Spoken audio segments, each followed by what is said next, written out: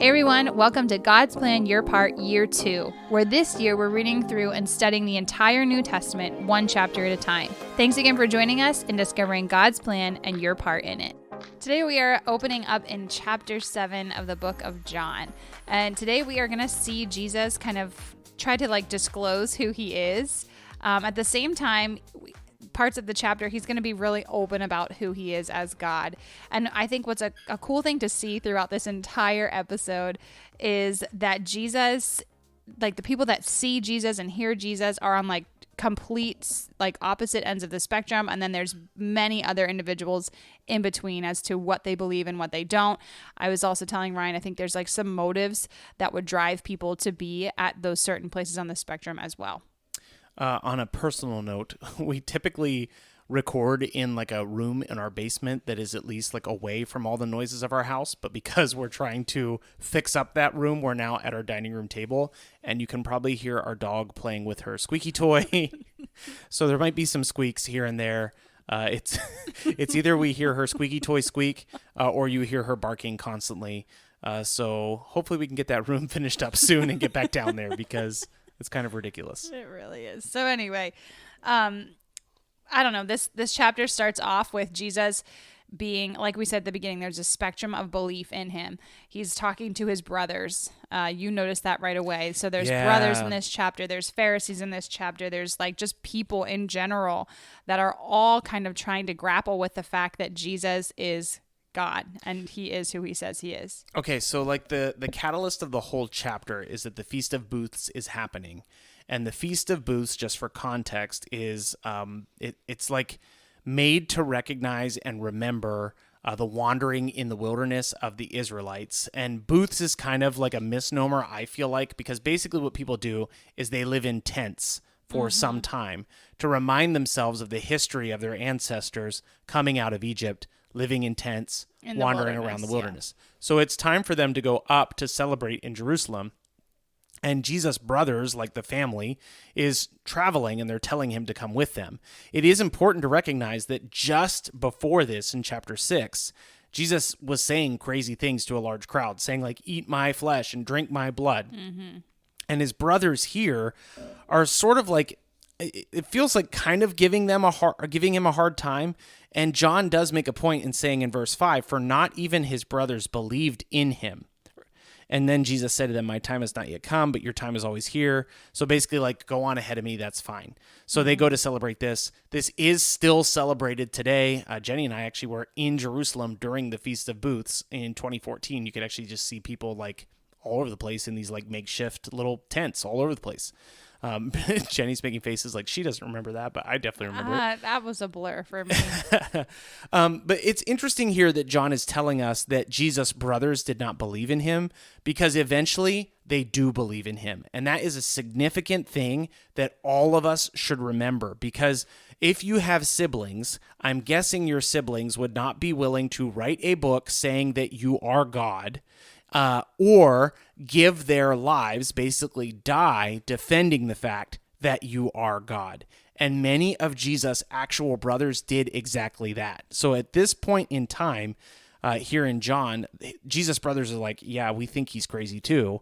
But eventually, they're actually going to become major church leaders, major leaders in the Christian movement. James and Jude both wrote New Testament books. James and Jude both ended up being prominent Christian leaders.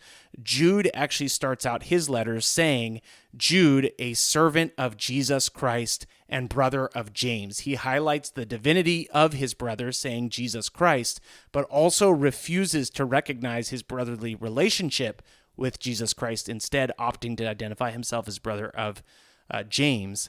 It's just it's really important evidence for the deity of Christ that even his own family came to a point where they said, yep, he actually is God. So after the brothers end up moving towards the feast, Jesus does eventually join, but does it in a secretive way so that he's not just so out in the open. Right. But something that I kind of missed when we first read it, the people who were looking for him were not necessarily just the Pharisees. It was just the Jews in general. So like this huge celebration is going on. People are looking for him. I'm sure they're probably asking his brothers, where is he? Like, we want to ask him questions. But the feedback about him is really interesting. So verse 12 talks about like all this muttering among the people. And some people said that he is a good man, and others said, no, he's leading the people astray. But for fear, they just kind of like kept it like quiet muttering, I guess, because they didn't want to start any big chaotic anything. But what's interesting is that spectrum that I'm starting, like that I was talking about at the beginning. There's some people that say, yep, he's a good guy, he's up to good things, and others that are like, no, he's like rocking the boat, and he's definitely starting to like make people think crazy things. Remember what he was just doing. So like, they have seen his miracles, they're aware of his miracles, but also he just told thousands of people that they need to eat his flesh and drink his blood. So it makes sense that people are like, well, I've seen him do really good things. And other people are like, yeah, but I'm pretty sure he's crazy. Did you not hear what he was saying to that crowd? Like, what are you doing? So I don't know. I hear that part, and like, yes, it sounds insane, but I think there's like so much meaning behind it that I'm sure somebody probably understood what he was up to. Yeah. But anyway, that being said, Jesus eventually makes himself known at this feast, right, and he starts teaching the people, which I think it's so interesting. Like, I don't totally understand his tactics. Like, I'm going to stay really concealed, and then boom, just out in front of everybody, just teaching away. Yeah. And then people again start to question things like, how does this guy know all this stuff when he's never actually taken the time to study it? And Jesus pretty much just straight up says, like, I don't need to be studying. Like, if I've been sent by the Father, like, I will tell what he tells me to. Mm-hmm. So people are just like, they're just really confused by him. Well, I mean, we can, from the context of this passage and other passages, oh my goodness, from the context of this passages and other passages, you can see that when Jesus is teaching, people are astounded by his handling of the scriptures, how well he knows them, how well he understands them, and how well he can teach them. Mm-hmm. And it's like a small detail because it's just pointed out as like, wow, they were like amazed by what he had to say. But it's pretty significant that everybody watching Jesus teach is like, well, there's pretty much no question he knows what he's talking about. How is this possible? Because he hasn't gone through the established system. He just seems to know. And Jesus basically says, like, yeah, I'm from my Father, so my Father tells me what I need to know, and I'm teaching it to you now. So then we move into this other section. I think we can probably scoot into that. People start, like, assuming that, well, maybe he is who he says he is. Maybe he is the Christ. And so the people have caught on to the fact that Pharisees are, like, out to get him. Mm-hmm. Like, they want to kill him. And mm-hmm. they're like, well, wait, isn't this the guy that they said they wanted to kill so badly? And like, they're sitting here listening to him, they're not doing anything. Mm-hmm. So maybe they actually believe that he's the Christ too. So you can see like I can imagine people are very confused because they're probably like concerned for their own faith that their own forefathers have gone right through in the past and all the things that have led them to this point. But now they're like, well, wait, all these like super well-trained men who are out to kill him aren't going to. So maybe they actually believe he is who he says he is, and they're just afraid to do anything about it. But they're just like angry. Mm-hmm. So you can see that spectrum expand even further then, because then there's some people that are starting to lean more towards, well, maybe he is actually the Christ. And I think this sparks a little bit of fury with mm-hmm. the Pharisees then, because I feel like they kind of had to rise to the occasion then, like, oh shoot, like they're catching on that we're not just going after him, so mm-hmm. maybe we'll just send some people to arrest him. Well, you can, like, I like that you're highlighting sort of like the back and forth that's going on. People had to come to some kind of decision. A lot of people already knew they wanted to kill him, but they didn't want to do it publicly because they didn't want the public to be frustrated with them. Mm-hmm. A lot of people were still trying to kind of search and figure this out. And this chapter makes it really obvious because you have the Pharisees that are kind of plotting. You have the crowds that are definitely listening. You also have Nicodemus, who shows up again, appearing to defend Jesus. We'll get there in a second. But one of the things that rises up out of all this conversation is some people are saying, hey, this guy's really a prophet. And then other people say, well, he couldn't possibly be because the Christ is supposed to come from Bethlehem, and this dude is from Galilee. And so it's a small detail, but it's a significant detail because they basically have mistaken where Jesus is from. They rightfully assume that he is from Galilee because they know him as Jesus, the son of Joseph and Mary from Nazareth, but he was not actually born in Nazareth. It's funny, like I am reminded of a conversation I just had just a couple of days ago. I've been living in Lancaster County for the past, 10, 15 years. And sometimes when I'm talking to people, they're like, well, yeah, you're from Lancaster, right? I'm like, no, like I'm not from Lancaster at all. And they're like kind of shocked and surprised. And that's exactly what's happening here. They have known him for some time. They know where his family is from, but they are unaware of the significant part of Jesus' story where the Roman census was occurring. So his family had to travel to Bethlehem, and he was born in Bethlehem.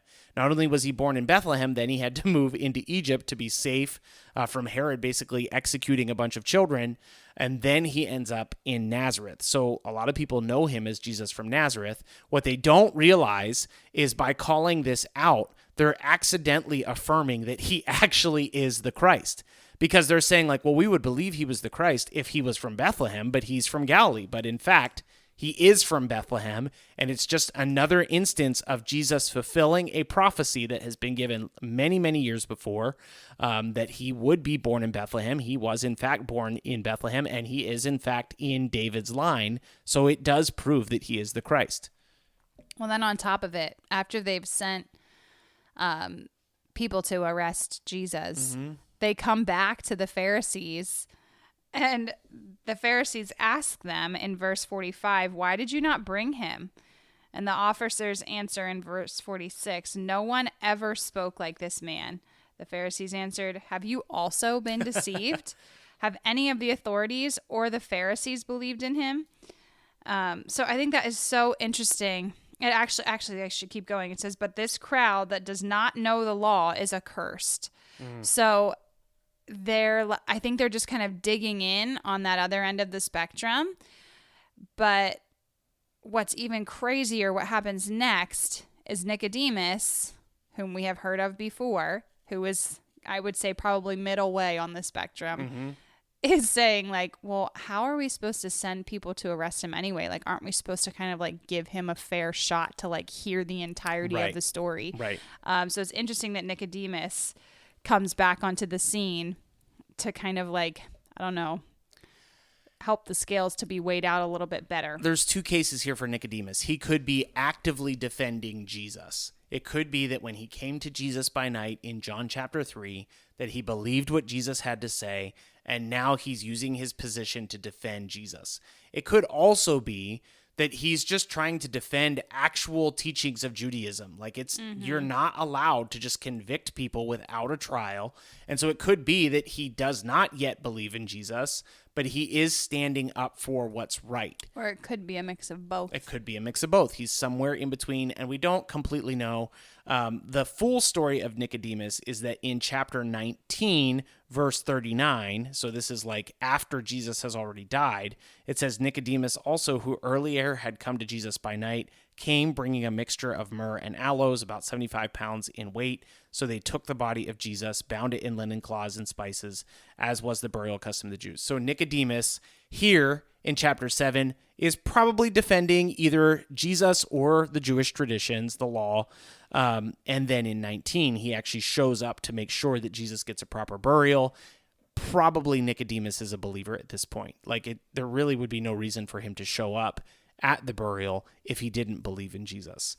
So at any rate, he is making a good point. Like, it shows the rage that's present in these guys. It shows that they are not giving Jesus a fair trial. They're just trying to kill him off because they hate him. They hate what he's teaching because what he's teaching is threatening to them.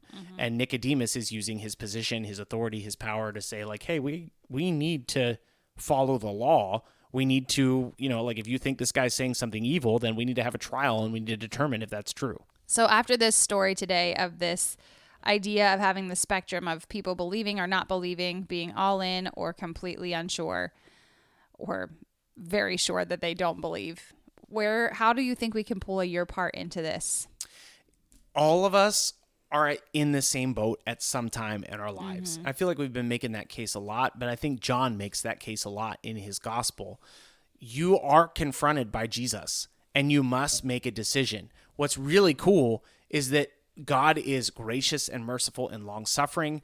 Because he is that way, he gives us a lot of time to make these kinds of decisions, but you have to come to a point of decision and you have to choose one way or the other. I'll tell you what's really cool is in chapter 7, I'm pretty sure Nicodemus chose to follow Jesus, just based on like the context clues of the book of John. I know that Jesus' brothers became followers of Jesus. Imagine how much of a stretch that would be. But they made a decision, and they made a pretty significant decision.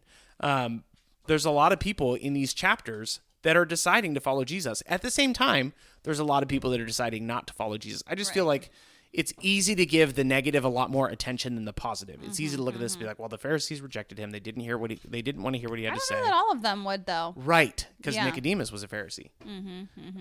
But all of us have the opportunity, and all of us must come to a decision. And I would say, if you are somebody that's searching, I want to remind you that you need to come to a decision.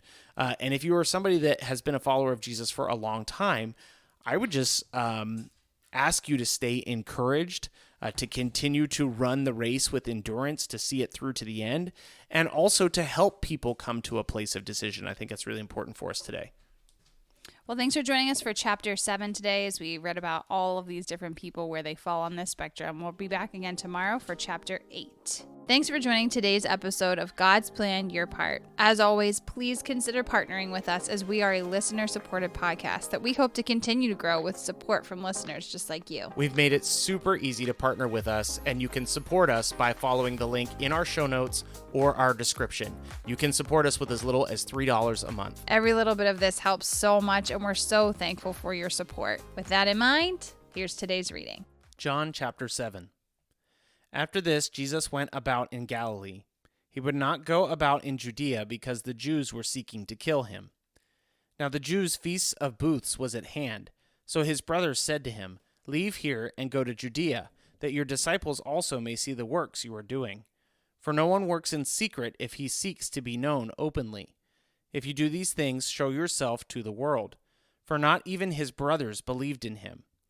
Jesus said to them, "My time has not yet come, but your time is always here. The world cannot hate you, but it hates me because I testify about it, that its works are evil. You go up to the feast. I am not going up to the feast, for my time has not fully come."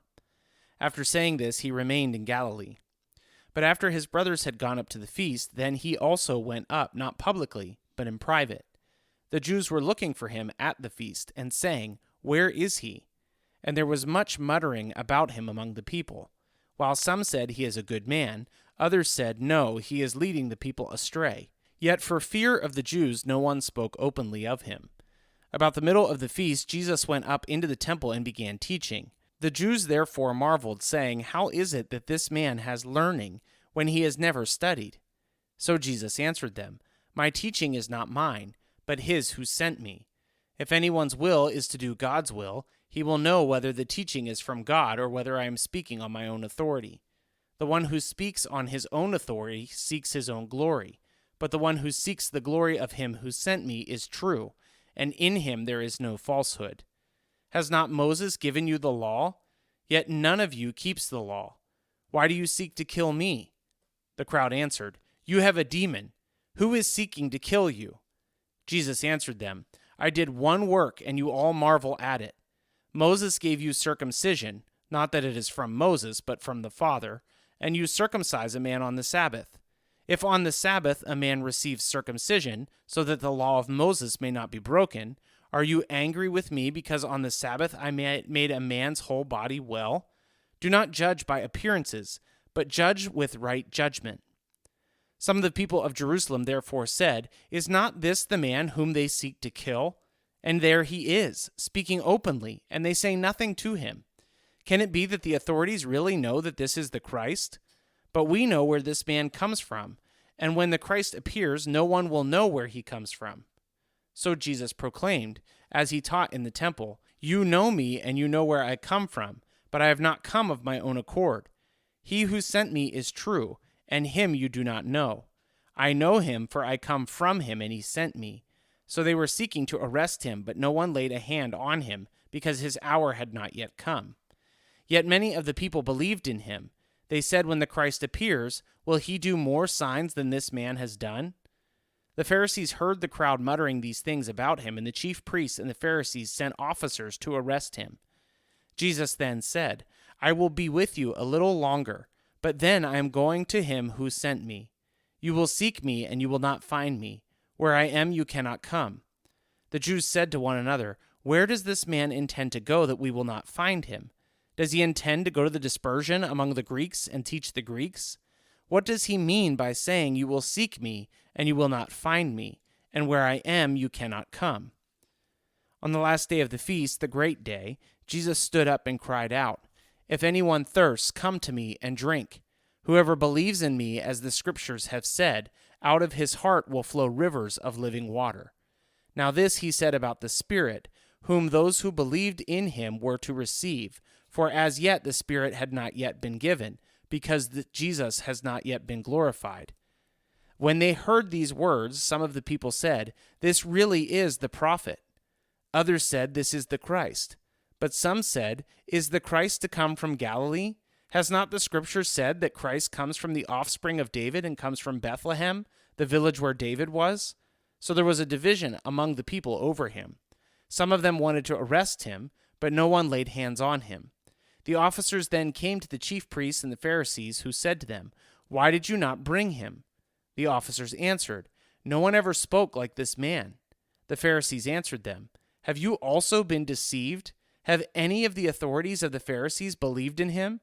But this crowd that does not know the law is accursed." Nicodemus, who had gone to him before, and who was one of them, said to them, "Does our law judge a man without first giving him a hearing and learning what he does?" They replied, "Are you from Galilee too?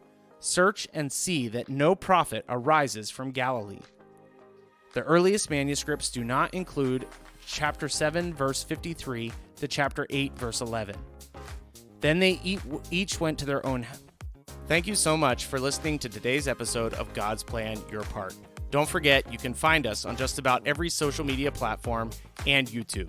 Let us know what you thought of today's episode, and if you have any questions, go ahead and post them there. You can also reach out to us directly at godsplanyourpart@gmail.com. As always, if you don't have a Bible, or if you'd like to use the one that we use, reach out to us via email, and we'll be happy to send one to you. Thanks again for listening. We'll see you again tomorrow.